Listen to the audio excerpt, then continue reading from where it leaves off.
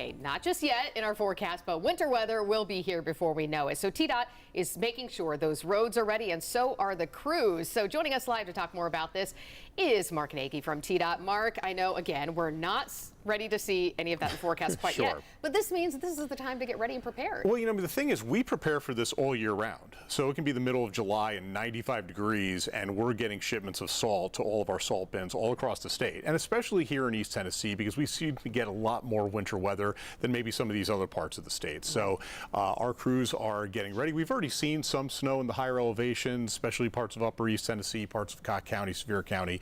So our crews will be ready to go when the time comes. And what does that entail? You mentioned getting in the salt, but I imagine you're making sure the trucks are all ready, the plows can be hooked up and all of that. Yeah, like an example, today we even had our crews were calibrating their equipment. They've got to get all that stuff done by the middle of December, making sure that the salt comes out at the right rate, making sure it comes out in the right places, and it can be somewhat of a process. I mean, this is something that we're prepared for. We have 31 salt bins just in East Tennessee alone. That's at least one in every single county.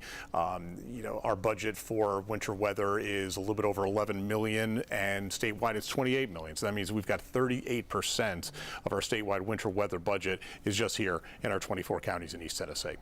Even though I don't like to think about it, let's think back to last January when we had just terrible winter weather. Did you learn any lessons then that you're going to, implement this season? I think a lot of the lessons are the same things that we say every single time. I mean, one of the things for us is we ask the public to stay off the roads when they can. And I think that for the most part, we were able to get assistance that way, because the more room that our crews have to do their jobs properly, efficiently, and most importantly, to do their jobs safely is the better. So that was a once in a generation kind of storm. Hopefully we don't see that until the next generation.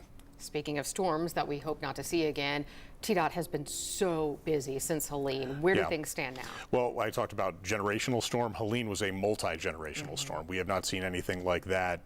I've been at TDOT for 13, 14 years. I've never seen anything like that. Folks have been at TDOT much longer than I had never seen anything like that. At its peak, we had 49 segments of roadways in an 8-county area that were closed, and right now we've got 41 of them back open. We're closing in on reopening Sierra 34, which is US 421 in Johnson County, and then after that it's a lot of our long-term projects. We've got the bridges on I-26, bridges on State Route 81 in Washington County, 107 in Greene County. It is a process to get these roads back open, but our crews have been on the job, our contractors have been on the job, and they'll stay on the job as long as necessary. I know a lot of folks are focused on 40 going into North Carolina. I know you can only speak so much to the North Carolina side of things. They've got their own thing going on, but things are looking better, pretty okay on the Tennessee side of things. Give us an update on that specific segment. On that eastbound side, you still have multiple locations where the roadway washed away. The shoulder and then parts of that right lane. And it's going to take a while to get all those roads reopened. We're trying to solidify, stabilize those walls, and it can take a lot of time. So anybody who's traveling in those areas, remember, you only got one lane open in each direction, and that's only until the state line.